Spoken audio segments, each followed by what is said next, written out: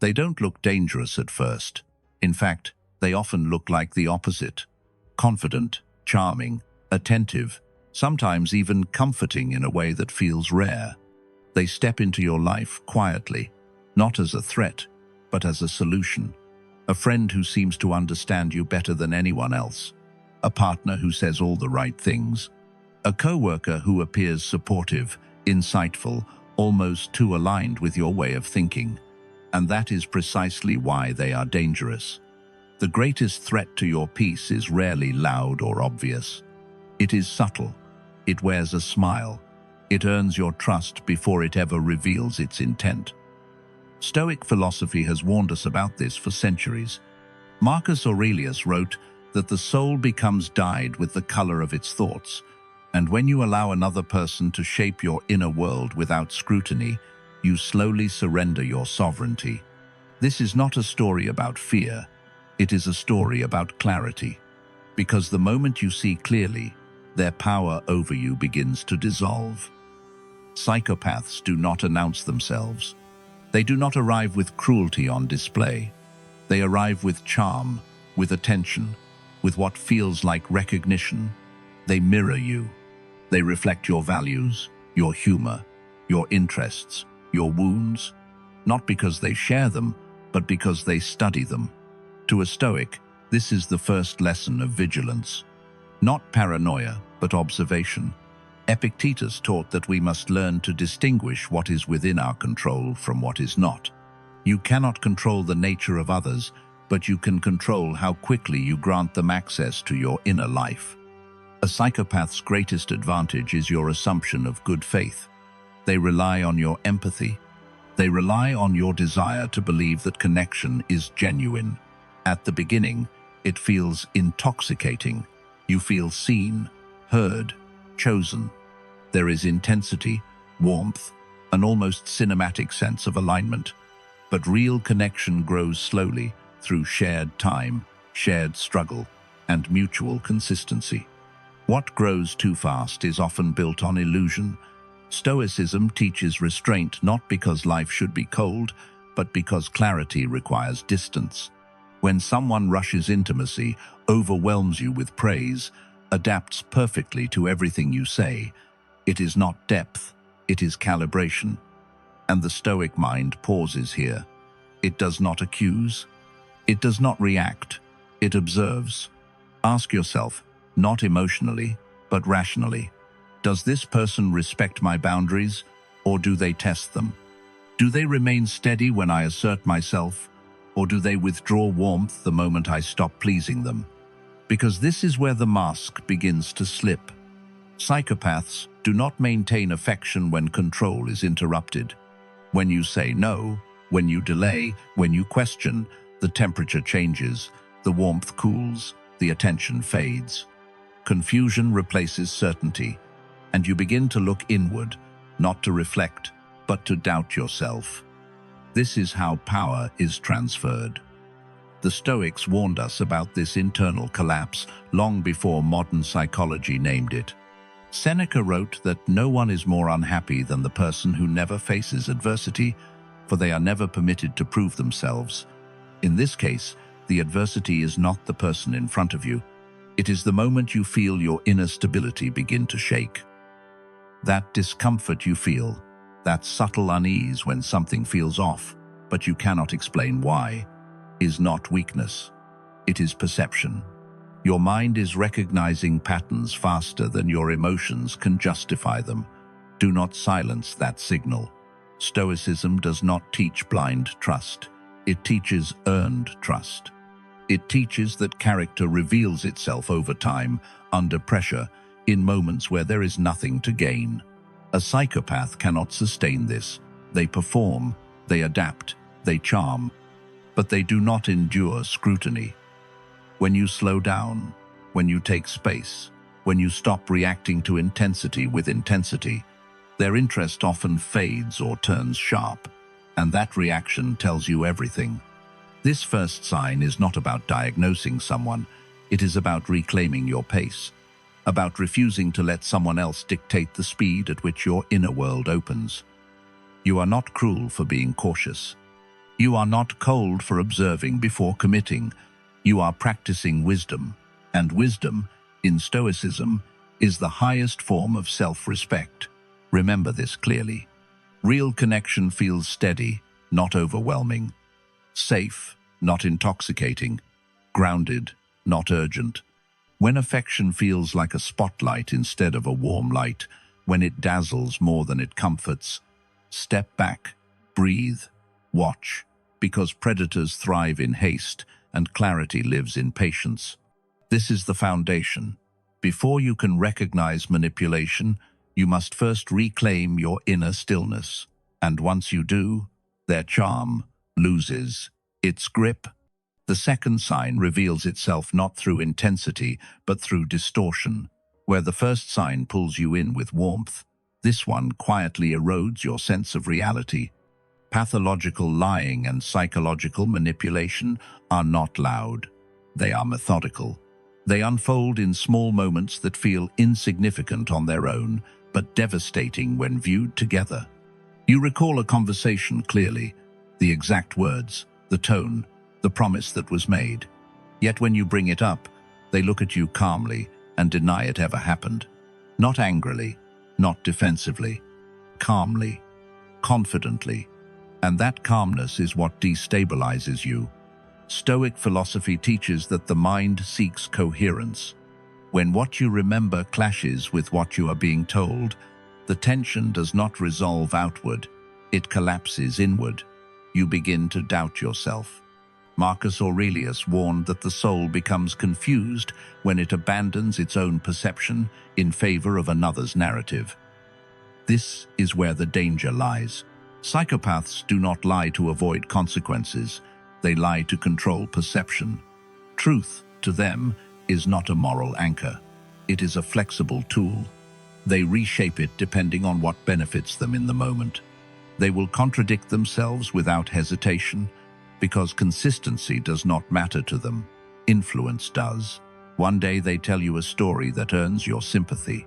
The next day the details shift slightly, just enough to serve a new purpose. When you notice and question it, they do not correct themselves. They correct you. You misunderstood. You're remembering it wrong. You're being too sensitive, too suspicious, too emotional. And slowly, you begin to outsource your judgment. This is gaslighting, but stripped of the clinical term, it is simply psychological erosion.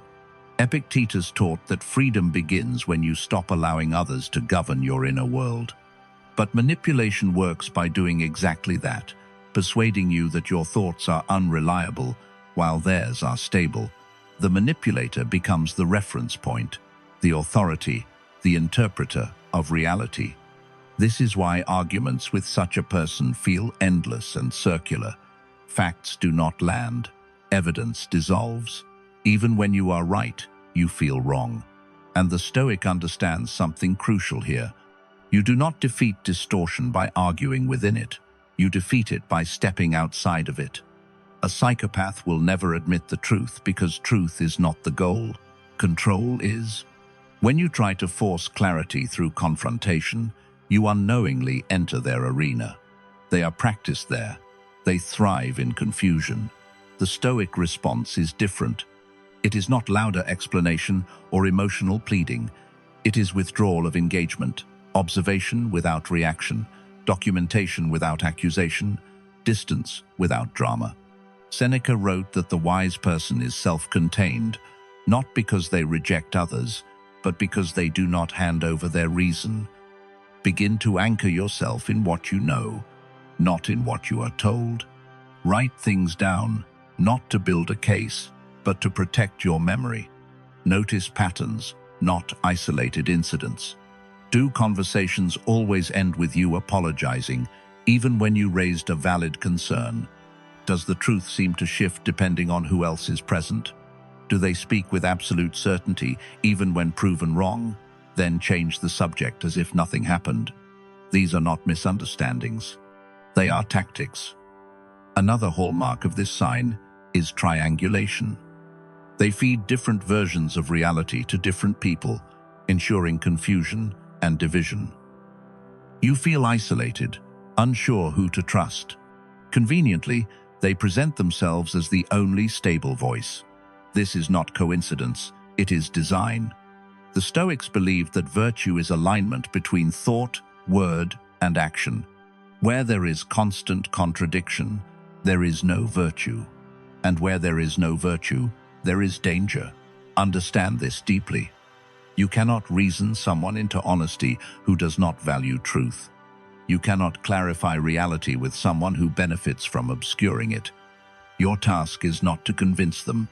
Your task is to protect yourself. When you feel your mind spinning after conversations, when clarity fades instead of strengthens, when you leave interactions feeling smaller, more uncertain, less grounded, that is your signal. Not to fix, not to explain, but to disengage. Stoicism does not teach endurance of abuse. It teaches discernment. There is strength in walking away from a battlefield you were never meant to fight on. Once you stop seeking validation from someone who distorts reality, their power weakens. Because manipulation requires participation. When you withdraw that, when you anchor yourself in your own reason, their influence collapses. This second sign is not dramatic, but it is devastating if ignored. It does not break you all at once. It dismantles you slowly. And the Stoic path demands that you notice this early, not with fear, but with clarity. Because clarity is the beginning of freedom. The third sign is quieter than rage and colder than indifference. It is the absence of empathy and emotional depth, and it reveals itself most clearly when you are vulnerable. You share something painful, a loss, a fear, a moment where you lower your guard, expecting connection. What you receive instead feels strangely hollow. The words may sound correct, even compassionate on the surface, but they do not land. There is no resonance, no warmth, no shared weight. Stoic philosophy teaches that humans are bound together by our capacity to recognize ourselves in the suffering of others. Marcus Aurelius reminded us that we are made for cooperation, that another's pain should move us because it reflects our own fragility. When that movement is missing, when someone observes your emotions without being touched by them, you are not experiencing emotional immaturity. You are witnessing emotional absence. Psychopaths can identify emotions with precision. They can name them, mimic them, even perform them convincingly. But they do not feel them. Emotion, to them, is information. Your sadness is not something to sit with. It is something to analyze. Your fear is not something to soothe. It is something to catalog. This is why their responses feel calculated rather than caring. When you cry, they may offer advice instead of comfort. When you grieve, they may change the subject or grow irritated. Not because they are overwhelmed, but because your emotions do not register as meaningful to them. Over time, this creates a subtle but damaging pattern. You begin to feel emotionally alone, even in their presence. You stop sharing because sharing feels pointless or unsafe. Or worse, you share more, trying to finally reach them, believing that if you explain yourself clearly enough, they will understand. They won't. Seneca warned that we often exhaust ourselves trying to draw water from a dry well. The well is not empty because you did not try hard enough. It is empty because there is nothing there. One of the most dangerous aspects of this lack of empathy is how it turns your vulnerability into leverage. The moment you reveal something personal, it is stored, not honored. Later, in moments of conflict, it may be used against you, thrown back as an insult, a weakness, or a reason you cannot be trusted. This is the moment many people finally wake up. The instant they realize that something shared in trust has become a weapon. That realization is not paranoia, it is clarity. Stoicism teaches us to judge people by their actions, not their words. A person with empathy does not need to perform it. You feel it in their presence. You feel steadier, not smaller. You feel understood, not evaluated. With a psychopath, there is often a disturbing mismatch between what they say and what you feel afterward. They may say the right things, but you leave the interaction feeling unseen, dismissed, or subtly shamed for having emotions at all. Over time, this erodes your sense of self. You begin to question whether your feelings are valid. You start minimizing your pain to avoid their irritation. You adapt yourself to their emotional emptiness, shrinking parts of who you are to maintain peace. Epictetus taught that no one can harm you unless you allow them access to your inner world. The danger here is that you grant that access hoping for connection, only to find emptiness staring back. Pay attention to patterns. When something good happens to you, do they celebrate sincerely or redirect the moment back to themselves? When something bad happens, do they sit with you or do they grow impatient? Do they show compassion only when it benefits their image, but vanish when empathy requires effort? These are not small details. They are the structure of the relationship. Another revealing sign is their reaction to others' suffering. Psychopaths may appear entertained by chaos, indifferent to cruelty, or oddly fascinated by pain as a concept rather than a lived experience. They can discuss tragedy with curiosity instead of concern. This does not mean they are always overtly cruel. Often, they are simply unmoved, and that lack of movement is the tell. Stoicism does not ask you to harden yourself against emotion.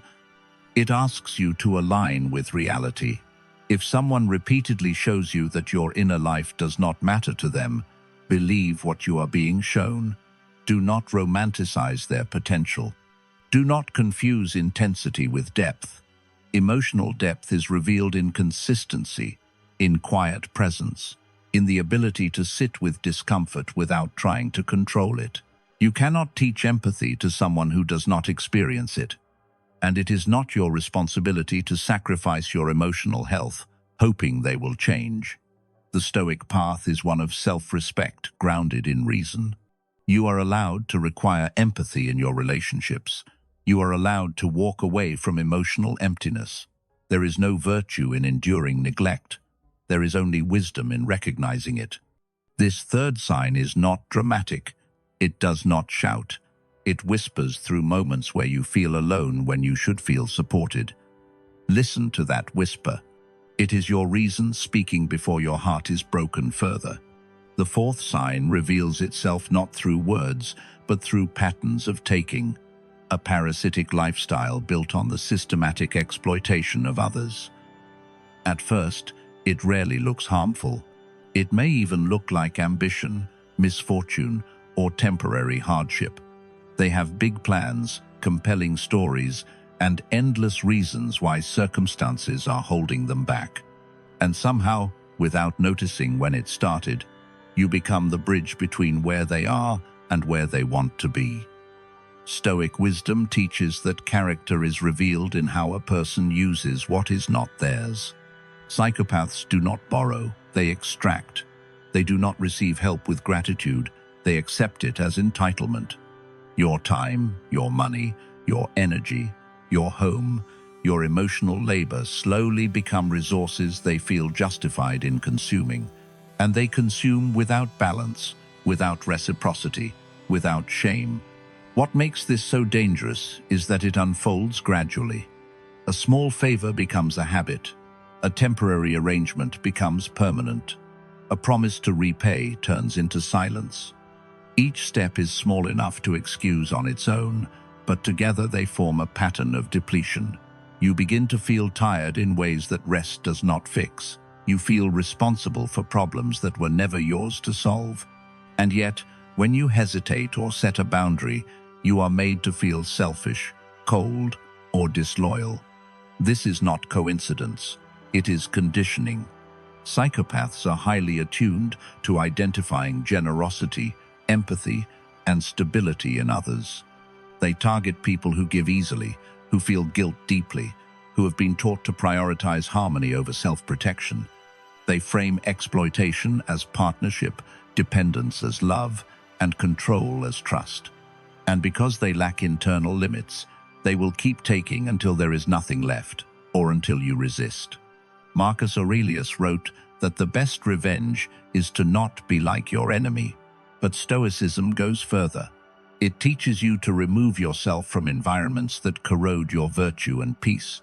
A parasitic relationship is corrosive by nature. It erodes your self-respect slowly, convincing you that your role is to carry weight while they remain unburdened. You may notice that they rarely invest in your success unless it benefits them.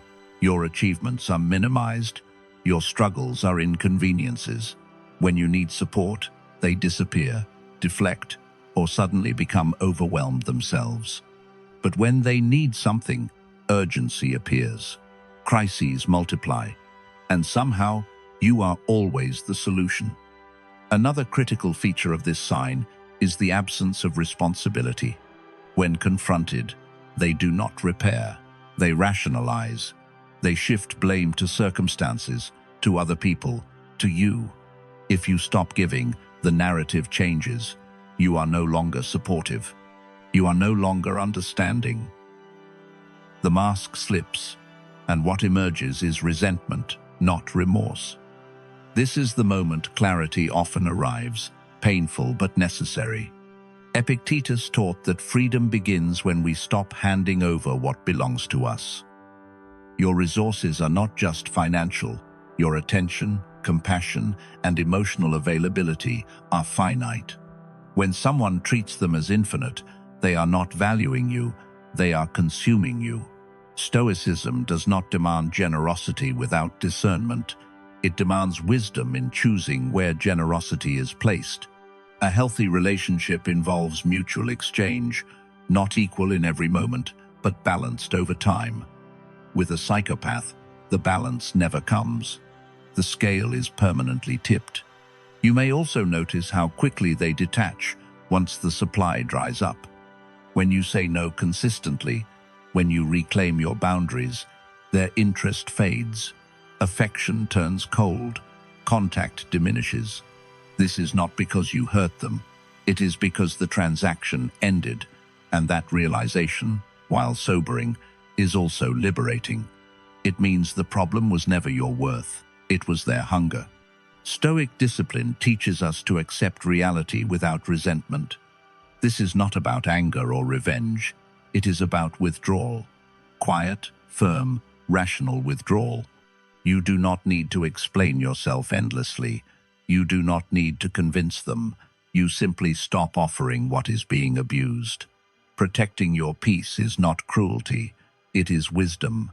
If you recognize this sign in your life, remember this. You are not obligated to fund someone else's dysfunction. You are not required to sacrifice your stability to prove your loyalty. True connection does not leave you empty. True partnership does not require you to disappear. When you step away from exploitation, you are not abandoning someone. You are returning to yourself. And that is an act of strength the Stoics would recognize immediately.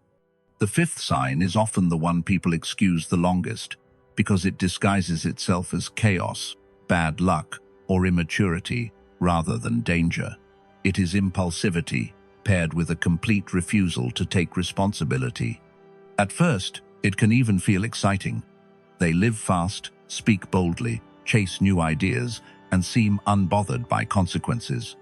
But over time, you begin to notice a pattern. Jobs end abruptly. Relationships implode dramatically. Plans collapse at the last minute. And somehow, through all of it, they are never at fault. There is always someone else to blame, a system that failed them, a person who misunderstood them, a world that refuses to recognize their brilliance.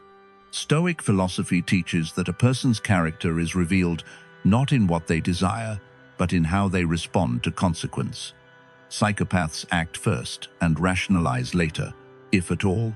They chase stimulation without restraint and leave damage in their wake without reflection. What makes this trait so destructive is not the impulsivity alone, but the absence of accountability that follows it. When most people make mistakes, they experience discomfort, guilt, or at least a pause that leads to learning. A psychopath experiences none of this. Instead, they rewrite the story to preserve their self-image. You will hear it in their language. Every failure is framed as betrayal. Every collapse is injustice. Every broken promise is reframed as necessity. And when you question them, even gently, the response is often anger, dismissal, or emotional withdrawal. This is not defensiveness born of shame. It is avoidance born of entitlement. They believe they should be free to act without consequence, and anyone who challenges that belief becomes an enemy. Over time, this places you in a dangerous position. You find yourself cleaning up messes that are not yours, offering support without change, absorbing stress that never resolves. You become the stabilizing force in a life that resists stability. And slowly, you are trained to tolerate behavior you would never accept from anyone else. Each impulsive decision creates a crisis. Each crisis demands your energy. And each time you step in, you reinforce the pattern. This is why Stoicism emphasizes personal responsibility as the foundation of virtue. Marcus Aurelius reminded us that no one can live a good life without discipline, and discipline begins with ownership. When someone refuses to own their actions, they cannot grow. And when you stay close to someone who refuses growth, you are pulled into stagnation. You may notice that accountability triggers extreme reactions. When consequences finally arrive, they may lash out, disappear, or suddenly transform into a victim in need of rescue. This emotional volatility is not confusion, it is a defense mechanism. The moment reality threatens their narrative, they destabilize the environment to regain control. They may accuse you of being unsupportive. They may minimize the harm they caused. They may promise change without action. And if that fails, they may simply vanish, leaving you to process the fallout alone. Stoic clarity demands that we see patterns, not promises. Words are easy. Behavior repeated over time is truth. If someone consistently chooses impulse over responsibility, excitement over stability, and blame over reflection, that is not a phase, it is a way of being, and no amount of patience will transform it. The Stoics taught that we must accept people as they are, not as we hope they will become. Acceptance, however, does not mean proximity. You can understand someone without allowing them access to your life. You can feel compassion without sacrificing your peace. Detachment, in this sense, is not coldness, it is wisdom. Ask yourself this question honestly. Do you feel calmer or more anxious after spending time with them? Do problems resolve, or do they repeat with new faces? Do apologies lead to change, or only to another cycle? Your nervous system often knows the answer before your mind is willing to accept it. Chronic instability is not accidental. It is sustained by choices, and when someone refuses to take responsibility for those choices, they are telling you something essential about their capacity for relationship. The Stoic response is not confrontation fueled by emotion, it is distance guided by reason. You step back, you stop rescuing, you allow consequences to exist without interference, not as punishment, but as reality. In doing so, you reclaim your time, your energy, and your sense of self. You stop living inside someone else's storm, and that is the final clarity. A psychopath does not change through understanding.